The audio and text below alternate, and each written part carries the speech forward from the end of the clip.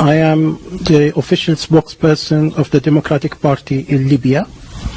On behalf of the Libyan people, I would like to thank the British people and Her Majesty's government for helping us getting rid of the brutal dictator Gaddafi.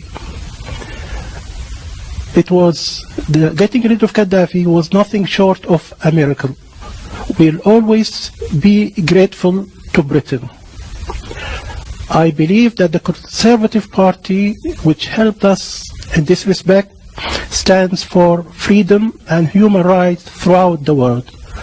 Unlike Labour Party, which supports dictatorships in North Africa, in the Middle East, and in Central Asia. For example, Mr. Tony Blair and Mr. Peter Mandelson used to be on the payroll of Gaddafi. They are still on the payroll of dictators in the Middle East and Central Asia. We need to make a very clear distinction between the Conservatives and the Labour Party. We believe that the Conservative Party will go on to help the Arab Spring and support the revolutions throughout the Middle East. Thank you. I was waiting for you pulling off a mask and revealing yourself as a comedian. I really cannot believe that you just said the words that you said. The idea that the Conservative Party supports the Arab Spring against dictatorships is so wrong, I don't know whether to laugh or cry. And you obviously haven't been in Libya for a long time. You can't have been. Otherwise you would not dream of coming on international television and discussing Libya as if it were some kind of success. Gaddafi was everything you said he was. And it takes real genius to make Libya worse than it was under Gaddafi. And that's what's been achieved by your friends in the Conservative Party and NATO and their allies, no doubt, in exile in London and elsewhere. Libya no longer exists. Libya is 5 Libyas, 10 Libyas, 20 Libyas, 100 Libyas, all massacring each other. The country is sailing in blood. Hundreds of thousands of refugees are jumping on boats to try and escape and drowning in the Mediterranean. Your country was bombed day and night by NATO.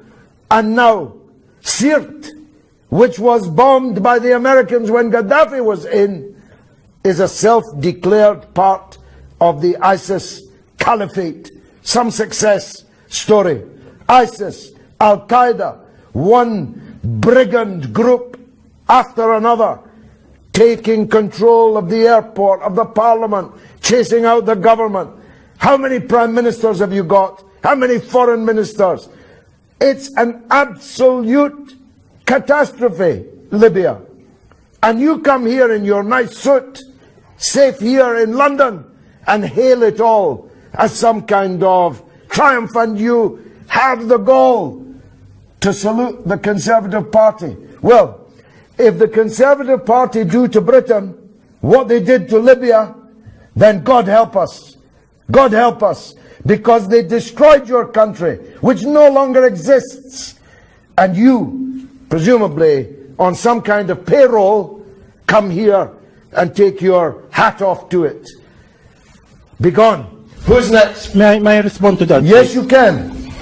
I am on the payroll of nobody, unlike you, who used to be on the payroll of Saddam. No, I've never been on Saddam's payroll, and I don't believe you're not on a payroll. You look very prosperous. How do you earn your living? How do you earn your living? Certainly not from Saddam or Gaddafi. No, I never met Gaddafi, and I was never on a payroll of Saddam. And by the way, those who claimed that I was had to pay me millions of pounds in damages. So be very careful what you say. Do sue me then. You are on a payroll. How are you earning your living? Who's paying you? The British Social Security.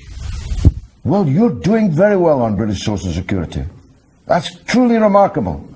In fact, I think I'll call the police, because you must be a benefits cheat, because you can't possibly have the lifestyle you live on British Social Security. What lifestyle is that? Leave that aside. I don't know if you've just checked out for the afternoon from some kind of psychiatric unit, but if you are coming here on international television to claim that what's happened in Libya is a success, then you must be insane. If you're not on a payroll, you can only be saying this because you are unwell. Your country has ceased to exist, and you want to thank David Cameron for it?